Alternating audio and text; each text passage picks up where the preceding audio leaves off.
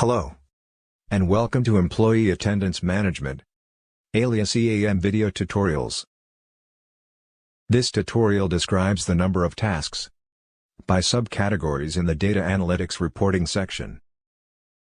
Using a manager or the Global Administrator user account, select Data Analytics Reporting on the left menu bar.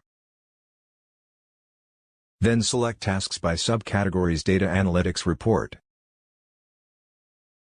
The Select Department drop list will display the department or departments the manager manages.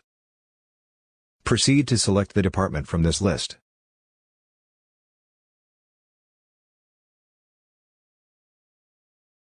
All subcategories for the department tasks will initially be displayed in the bar graph chart, with the number of tasks indicated on the top of the bar graph for their respective subcategory.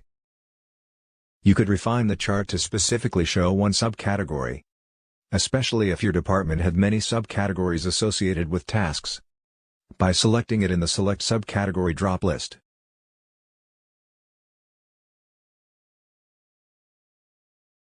And that's it for this tutorial. Goodbye for now.